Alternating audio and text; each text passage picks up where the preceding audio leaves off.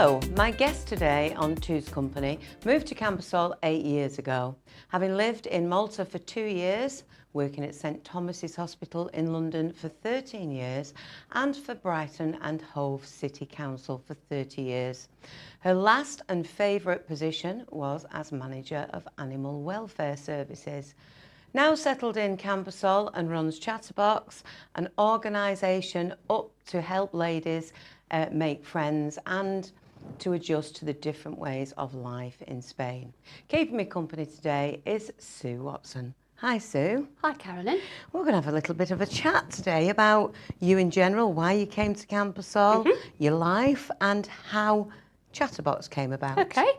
So first of all, tell me, you worked in the hospital, so Yes. what was your role in the hospital? I started at a mere 16 years of age when I left school as a trainee physiological measurement technician. what? Oh yes, exactly.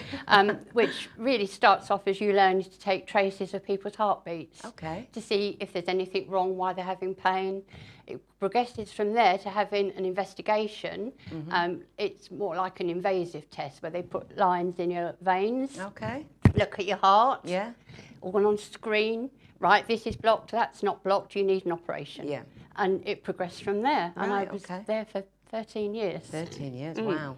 And then you moved to Brighton. Yes. So your first job in Brighton was with environmental health. No, but just very quickly before environmental health was, I worked for a well-known store folding jumpers, Nice. which, well, it was soul destroying. Yeah.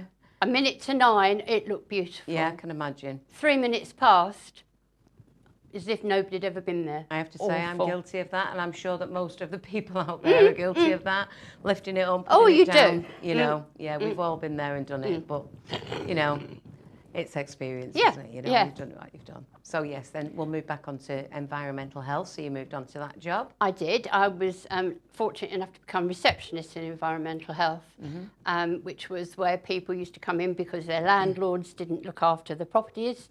There was damp, anything to do with their living conditions. Right, okay. And it was felt that it would be useful for clerical staff to go out with the officers and exactly see what happens on a visit. Yeah, So we got more information when people called in. I was just going to say, so when people call in, you've been there, you've seen it. Precisely. Yeah, so you can understand what people's concerns Yes, are. yeah. Definitely. And then you moved on to working with dogs. Yes. So you was a dog warden or a dog track job. Tell me what There's that's two- about. The dog track was Coral Brighton and Hove Greyhound Stadium, where I started by putting people's bets on while they were eating in the restaurant. And then I progressed to being the public address announcer. Oh, right. So you had to have a very posh voice, did you? I started like that, and then this, I'll get rid of that. Yes, so people used to come to the stadium for special occasions, and they decided that they wanted to perhaps to present a trophy to the winner of their race. And I used to collect them. We used to go out on the track. I used to announce the winner, who trained it, who owned it, and then why the person there was actually presenting the trophy. Yes, So it could have been special birthday, stag do, hen night, just because they fancied a night out. Yeah. And that was fabulous. Where I lived in Manchester, they used to have a Bellevue dog Yes, track. I yes. went there a couple of times for a couple of special occasions, you know. Yeah. It's quite fun. Yeah, it's really It was good. brilliant. So then you moved on to be a dog warden. I can imagine that you've seen an awful lot of things that you really didn't want to see. Yes.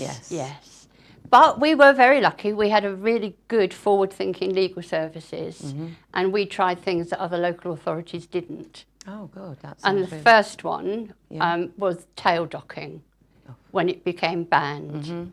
And we had a lady who bred a litter of Rottweilers, and she cut their tails off at days old.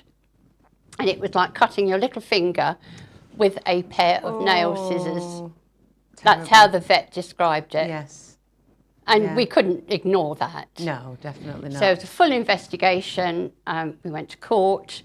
Everything was sort of progressing reasonably well. The magistrates sent her out, came back with their decision, told the person to stand up. And then out of nowhere, 2 prison officers appeared. And the magistrate said, because of this, this and this, we're going to do a custodial sentence of 6 months. Yeah. And he just said to the officers, take her down. Right.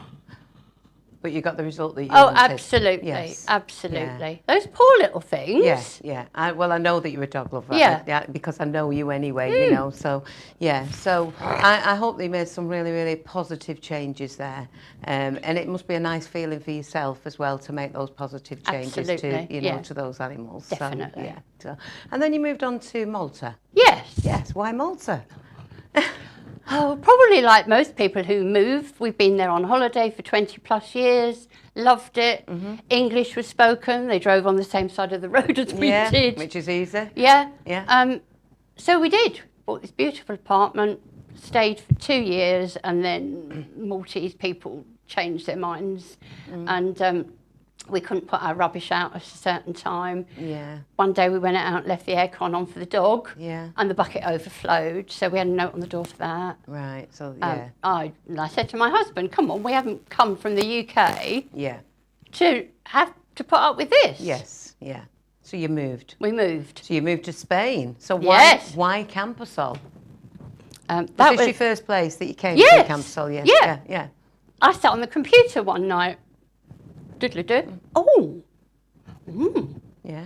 to come here quick. Yeah. And we looked and we made some inquiries and we came out on a visit. And Yeah. had a look around and here we are. We just Brilliant. fell in love. Yes. The people were lovely. Everybody was really eager to help you settle.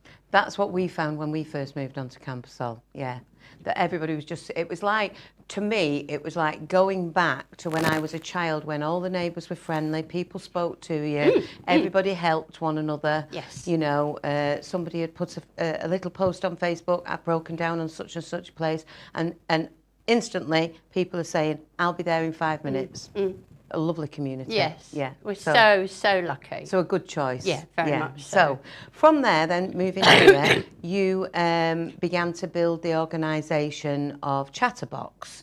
So just tell me a little bit about how you started off with the Chatterbox organisation. Okay, Chatterbox was started about 18 years ago, which was before obviously I came. Yeah. And I can remember one afternoon there was an advert on Facebook about a group of ladies going shopping. And this was probably about a year after I'd moved and I hadn't been brave enough to go very far. Yeah. So I went to the meeting and said, could I come? So I went. Had a fabulous time, and I went back the next week and said, could I join? Yes, of course. And it progressed from there. So I became secretary within 2 years, and I've got lots of other hats. Yes. It was nice to meet ladies who have been through the same things of moving from not always the UK. Yeah, yeah. And to see what we could do to help them adjust to living in Spain. It's very difficult sometimes when you come to a new community. You don't want to sort of like push yourself in there. You know, can I come with Yes. you? Can I do this? So coming and joining a group like that, where you're sitting with like-minded ladies, and you do trips and things like that. So so that everybody's mingling with one another. It's a really fantastic way of getting to know other people, isn't it? Oh, definitely. Yeah. So at Chatterbox then, what sort of things do you do within Chatterbox? Okay. We meet fortnightly. Yes. And in the middle, we have a trip day. Okay. So the first meeting of the month is, we've normally got to sell the tickets for the trips. Once we've done that, we do tea, coffee and cake and lots more chat. Yeah. And anything else that the ladies want to come and do, tell us about, ask us about. Yeah. So once that's sorted, we're in the middle when we go on our trip. So shopping is very popular. Yeah, of course. Markets, very so popular. we've got to keep with our, Of course we have. Shopping and markets. Yes, yeah. Top priority. Definitely. And before we decide on where we're going to go throughout the year, we will always ask our ladies, where would you like to go? Yes. Because it's their trip, Of it's their course. day. We've probably been, but there's lots of ladies who haven't. Well, there might be other people that have been places that other people haven't Yeah, been to, so yeah. it's nice, isn't it? So to, we try to cover everybody's Yeah. choices. And you have guest speakers as well, and I only know this because I've come in there and done a speech for you about my life and what I've done in my life, and it was really nice meeting all the ladies, and they all sat and they listened and they were very interested, and it was nice because after I'd finished, everybody was coming up and asking me questions, and so you made me feel very, very welcome. Oh, I'm pleased about very, that. very welcome. Very pleased. So how do you get your speakers? Is it people that you know or people that somebody else has seen, or? It's a bit of both. Yeah. Also, it's sort of scrolling Facebook and seeing if somebody's put something different up that they say or do, and asking sort of word of mouth. Oh, another group had so-and-so, they were really good, so you get in touch with them. Yeah. This time I have tried to get new people. We've got Antonio Hernandez coming to see us in the new season, talking about bees and how important honey is. He's the man that sells all the local honey on Facebook, isn't he? And I find that very, very interesting because people who have hay fever and things like that, apparently, if you buy the local honey, it helps with the hay fever because it's got the local, I don't know, is it antibodies or something like that in the honey. I really don't know a great deal about it, but it's supposed to be very medicinal. Yes. If you buy it from the local. I've heard the same. It's amazing what you find out. Yeah. And I think we've got a lady police officer who was one of the highest ranking female officers in the UK. Oh, right. She's going to come and talk to us. Yes. We're going to do some more exercise because it's good for us. Yes, well, it is. It is, yes. Maybe we need to talk more about exercise on one of the other shows and how important it is for us ladies that are getting a little bit older. That's a good way to go, isn't it? Because you do exercise. I do. Well, so. Now, also, you're not a fundraising group, but you do raise funds for local charities as well, don't you? Yeah, we're not a charity, but as you say, we have raffles and we ask the ladies for donations for their teas and coffees and cakes. And then at the end of each 6 months, it's sort of mixed out between the charities, divided, so each charity gets a little bit. It's just our way of saying thank you to them and helping the community. Yes, okay. So if people want to come to Chatterbox, can you tell us where? Can they just turn up, or do they have to ring you, or can they just turn up at the community centre? They can indeed. The Cultural Centre, the second and fourth Thursday of each month. Okay. 2 till 4. You'll be made more than welcome. If you don't want to come again, then don't come again. But if you just want to come and see what it's like and you decide to join, then please do. We'll be so grateful for some more new ladies. Yeah. So the Cultural Centre, for those people that don't know, is up on B sector. It's where, if you're coming from with your back to Consum, to the roundabout, on your left-hand side you've got the garage, and if you look straight across, there's a road that goes right up there by the side of the car park on your right-hand side. If you go to the end of that road, the Cultural Centre is there. So the meeting on the 2nd and the last Thursday of every month. Now the telephone number will be up on the screen for you to see, so that if you want to join, you can either look on Facebook on Chatterbox, or you can look at the phone number.